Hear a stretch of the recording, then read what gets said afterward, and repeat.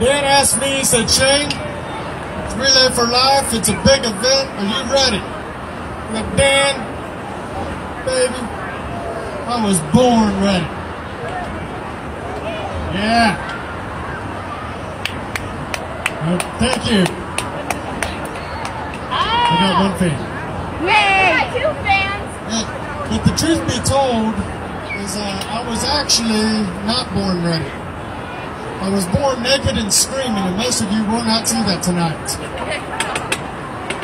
That was last Friday. I'm not allowed at that Walmart anymore. I'd like to start off with this very special message to the young men in the audience. And that message is, pull up your pants. You look stupid. Pull them all the way. People coming my way now, Dan. I'm tied with you now.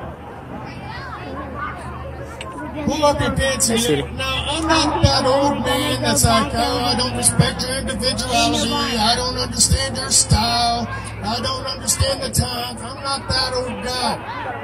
I'm here to tell you, though, there's going to be a day where you will be my age. You will have had a good day. Everything will have gone fine that day. You'll go to sleep at night, and you'll wake up. And then when you get ready, you do this. And you'll make this sound. And your pants won't button. You will regret every single time that you did not pull your pants all the way up. I promise. So I had a birthday. Happy birthday! It was in February. No, I didn't see you then. My birthday is on February the 14th.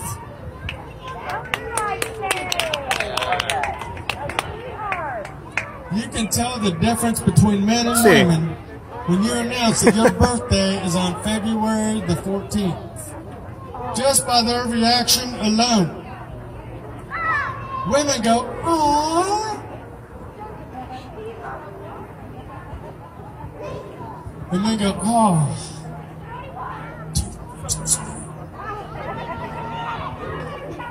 There are only 2 days on the calendar.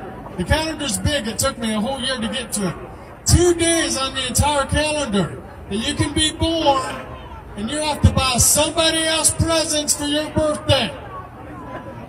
One of them's Christmas. The other one's this guy right here. Valentine's Day is very different when it comes to men and women.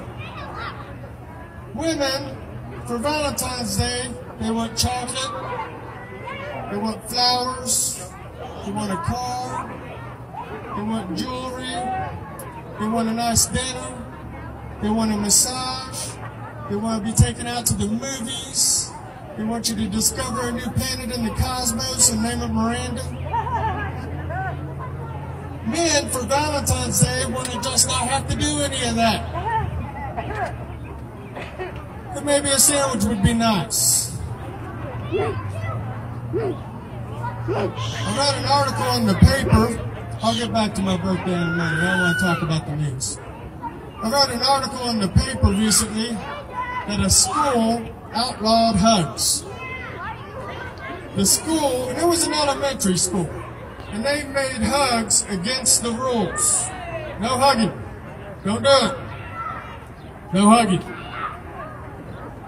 And it says in the article, where a hug would do before, give a high five instead. And I just can't help but imagine the scenario in which somebody says, hey, Billy. Hey, man. I heard your grandma died. High five.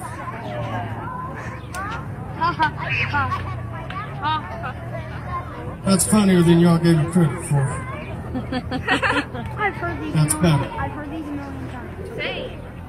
But yeah, having these birthdays, I found out that the more I have, the older I get. I don't understand that. But 35 is a tough age. I should know.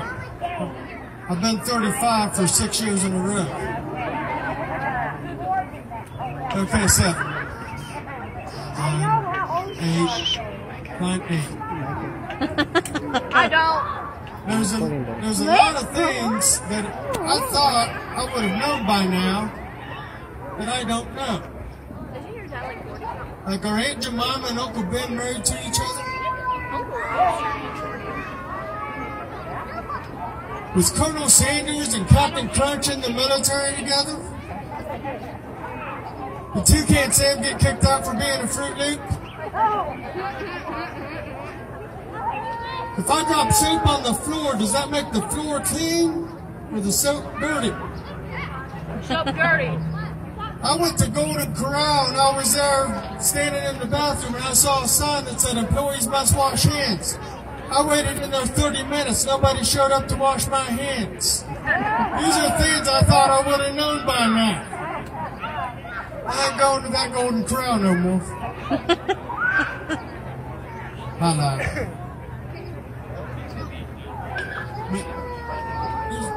When I was a kid, I thought the coolest thing you could ever have was that 64-pound box of crayons with that sharpener in the back. That was the coolest thing in the world. I grew up and then I learned that there's 50 shades of gray. It took me a year and a half to wrap my mind around the idea of that being that many. And then I found out there's 50 shades darker. I cannot handle 101 shades of gray. That's more than that crayon box is going to hold. Mom. If I'm addicted to video games, do I go to rehab?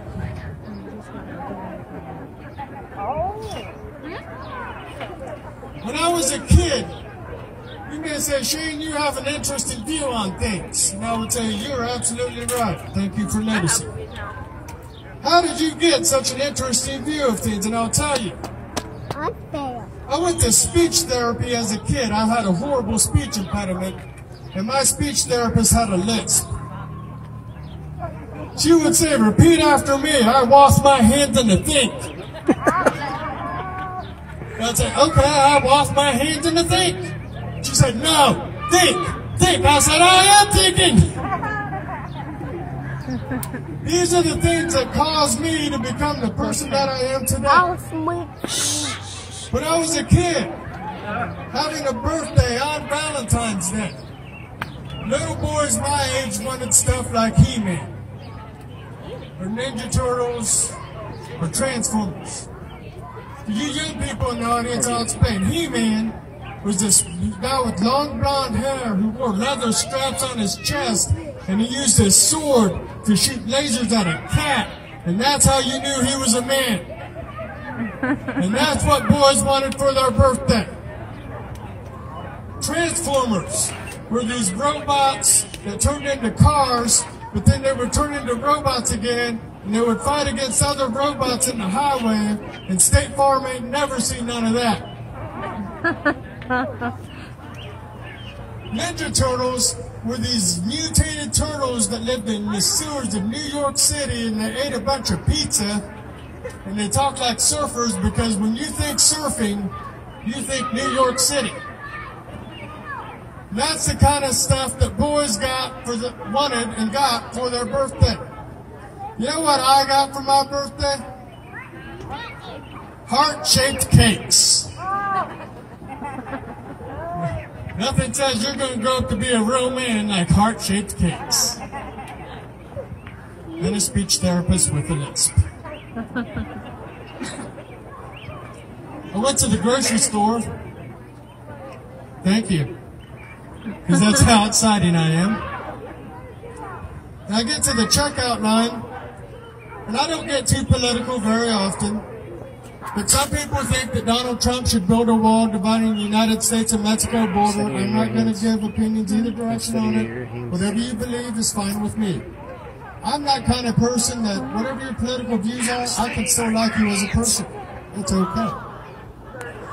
But I think maybe he would save money if he would just put that thing that divides my groceries from your groceries. Nobody crosses that.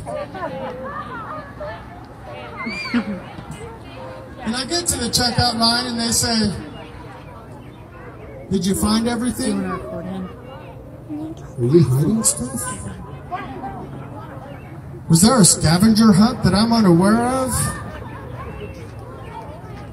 When did going to the grocery store become an episode of Dora the Explorer? Go past the mustard, through the donuts, to get to the frozen pizza. Mustard, donuts, frozen pizza. Would you like your milk in a bag? He'll tell you, give you some friendly advice. The answer is always no. I said yes one time. They poured the milk in the bag. I didn't make it all the way to the car. Gerbs now doubles as a shelter for neighborhood cats. That's how exciting my life is. Anybody come over to Relay on a date night? Nobody. Good. Me neither. I'm kidding. Don't make me walk home. But dating's rough. Dating's a rough gig.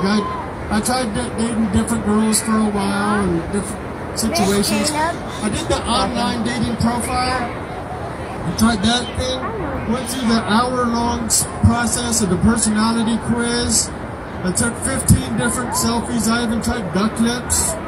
And I finally got it all sorted and all situated and figured out.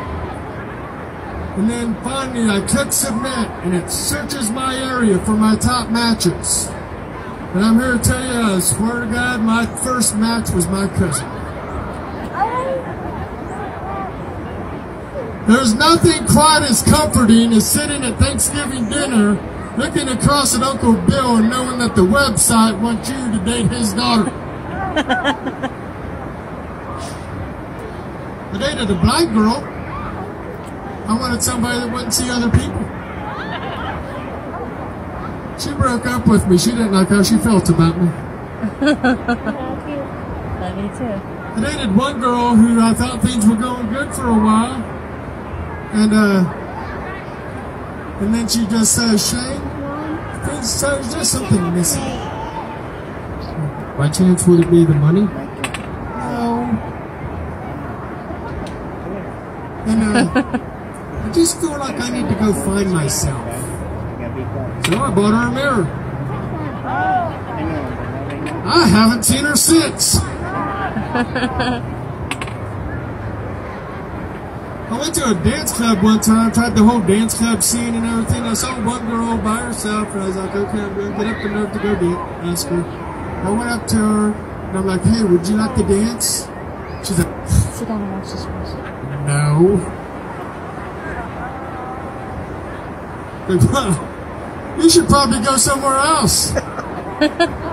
This is a dance club. Maybe go to Gerd's and see the cats.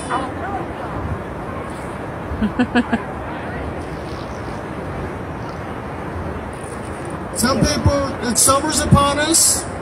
Thankfully, I'm not meant for the cold. I do not like it. I do not enjoy it at all. But over the winter, some people worked on their beach body. I worked on my big surf body. Mission accomplished. I'm out of shape. I admit it. I went to the Elden Pool one day last summer. I looked in the mirror. I was like, that's got to be a funhouse mirror. I look very oddly misshapen with a big forehead. That can't be right. And I kind of felt down on myself a little bit. Didn't feel very good about myself. The old self-esteem wasn't exactly soaring real high that night. That afternoon, rather. And then I finally went out to the pool area, and I looked around, I was like, wow, all right. I just kind of look oddly misshapen. I feel much better about myself now. Elden's a great town. It is, most of us are from there. We're the only town that for a brief period of time, we stuck a pawn shop next to our Walmart. We want to keep things handy for our shoplifters. It's the only Walmart in America where I can't find pants that fit. For those of you keeping score at home, that's the second of many jokes about pants coming tonight. They say we got big fat guy, we got little skinny guy. I'm like, how about ugly misshapen guy? You might try the lake.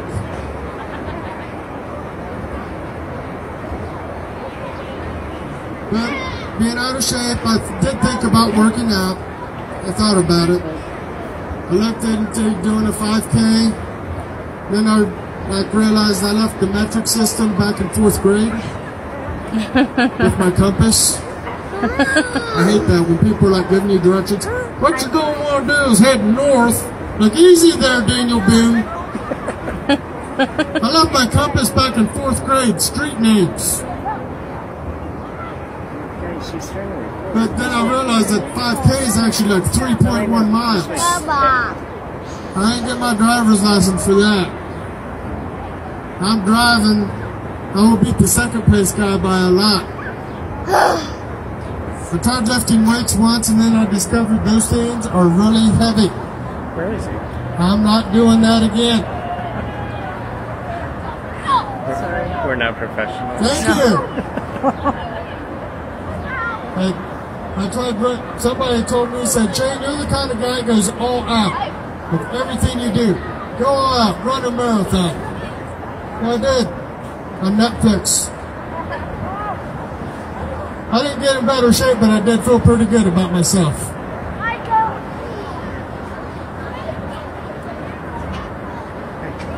So, I know with this wonderful looking big surf body, I do regret to inform you that, sorry ladies, I'm taken.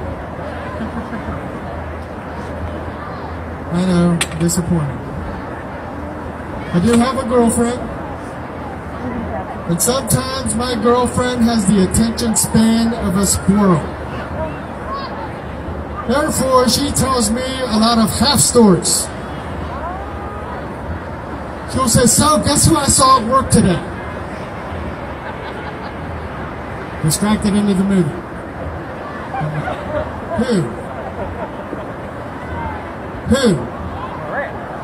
She's like, oh, so this guy is like that guy's daughter's boyfriend, and the guy doesn't realize that he's dating the daughter. Okay. Oh, did I tell you I saw an ambulance at your friend's house the other day?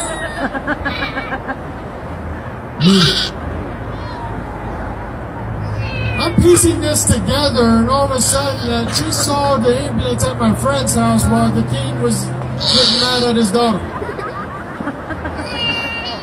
And then she'll say, what was I talking about? I'm like, I don't know, let's start with the ambulance. And she's like, okay, so on the movie, my girlfriend will say the same word twice and act like it means something different because she said it twice. She will be on the phone with her friends and she will say, so was it a date or a date? And then she'll talk for a while and she'll be like, Melissa, was it a kiss? Like a kiss. I have had the same best friends since high school. Young people, that was back in the 1900s. Not one time have I ever been like, hey Chuck, did you get a kiss? No, I got it. My girlfriend, I tell her these jokes before I tell them on stage, and she goes, you're not funny. Like, quit stuffing there. I can do better than you. Why don't you ever talk about your real feelings? All you do is practice jokes on me, and then you never talk about your real feelings. Why don't you ever do that? No. And then distracted in the movie. And I said, hey, that is not true at all. I tell you my real feelings. Like just the other day, I told you I felt hungry. I feel like you should make me a sandwich. My girlfriend watches a lot of this HGTV stuff. Love It or List It. Joanna and her husband, Mitch, Pat, Bill, Frank, whatever his name is. Flip This House. All of it is always people are like, I sell balloons, and my budget is $4,750,000. I work 70 hours a week, and my budget is maybe I can afford McDonald's. Mom. It's a kite. You want one? And she turns to me one day and she says, honey, We'll take one. what's your favorite kind of house? Thank Is it a log you. For cabin? you. Is it a ranch style house? Is it a tiny house? It's on a Waffle House. And I told you I feel hungry. I don't know how you type. Now, how you guys doing tonight? Pretty good.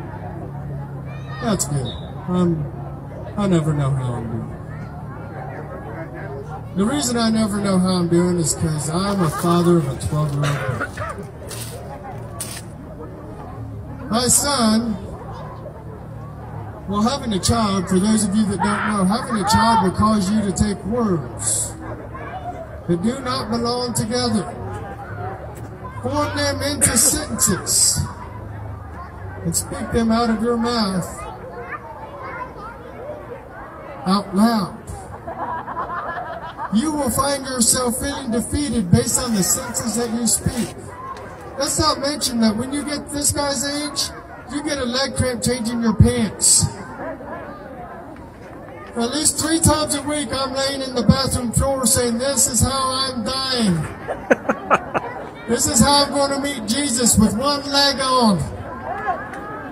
I'm not okay with this, but this is it. This is how I'm going. Third pants joke of the evening. And here comes the fourth and the final man. Some of the sentences you speak out of your mouth when you have a child are such as, don't share your toothbrush with the cat.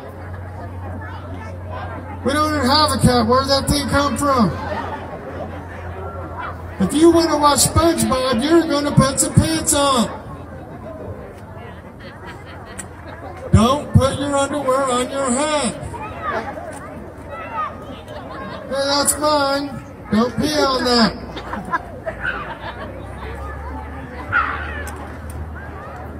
Some of the things that happen when you have a child, he comes to me when he's very little one day and he says, Dad, when I grow up, I want to be a doctor.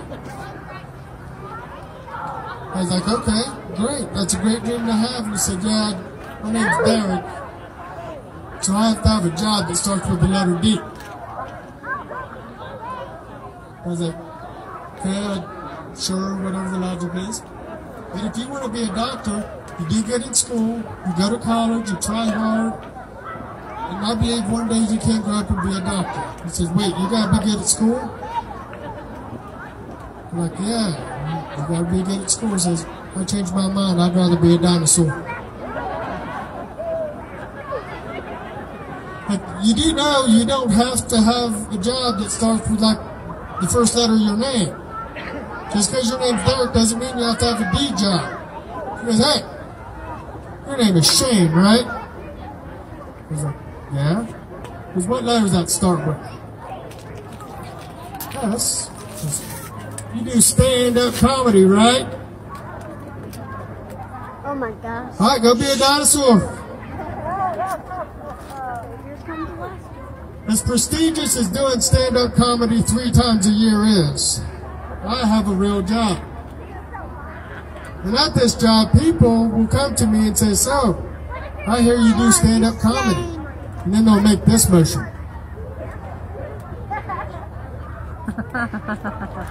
Come on, do it. Right now. Do it. This is the only thing a person can do where they're like, I want an immediate example. Do it right now. I know this because I saw a doctor at Walmart. I was like, so you're a doctor, huh? Check my prostate. Much like the day I was born, I was naked and screaming. And no kick you out of that Walmart. My son having a 12-year-old's a lot of fun. I'll be like, hey, bedtime. He's like, huh? Bedtime, huh? Bedtime, huh? Hey, you're pretty good at that. You want to go to the school dance? No! I'm going to bed. My son comes in my bedroom one time. He drops his pants. He urinates in the heater vent in my bedroom floor. And then he goes,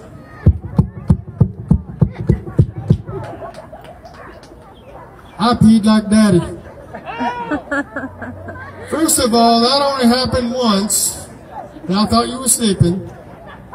And secondly, you are 12 years old, boy. You got to straighten up. My son comes to me, he's like, Dad, I'm hungry. I'm so hungry. I looked at him, I said, son, listen. There are children starving in Africa who go weeks without food and water. You've only gone 3 days, dude. Toughen up. I kicked him. He got a little upset. And I said, hey, come here. Come here. High five.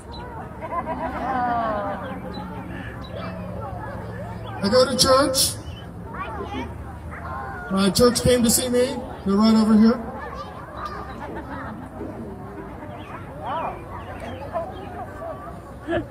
I went to several different churches before I found the one I call my home. I tried one time to go to a Jehovah's Witness church. It was daylight savings time, so I showed up an hour early. I knocked on the door. Turns out they don't answer either. They didn't like it either. I got a question for those of you who go to like the very Pentecostal church. I love you people, I do, but why does your church service last so long? A friend of mine told me, he said, service starts at 10, it goes a little longer than what you might expect. And I'm like, that's okay, I've got no real pants, I'm fine. So I showed up at 10, we didn't get out till 5. On Tuesday. People were passing out, they're like, that's the spirit. I'm like, I think that might be dehydration. My first time I walked into a Pentecostal church, everybody's standing up front like this. Like, oh no, it's a hold up. I've seen Die Hard, I know what happens here. Whichever church you go to, I love you all the same. My church has its own things, and there's one thing that I found that every single church has, no matter what church you go to. A couple of things. One, the pastor's daughter will seem to be very attractive, and the pastor himself looks like he was hit by a truck. And nobody knows how that happened. And two, there will always be one old person who sings way too loud and doesn't really know the words. I don't understand how he doesn't know the words. These songs are the only thing older than him. But he's over here, he's like, one fine day when this life is over, I'll fry the hay. Oh, maize and grapes, I cheat the hound. Now if you're at a more modern church, oh, Ty's not Fred, he's surely a guy.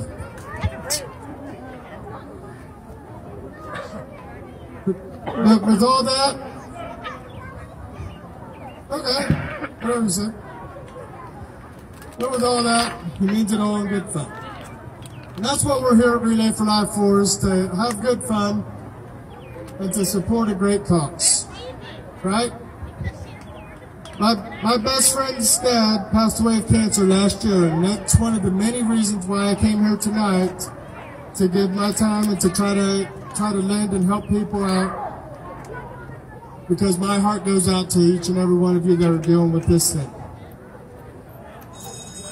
And also, just a shameless cheap plug, I only get to perform at events like this a few times a year.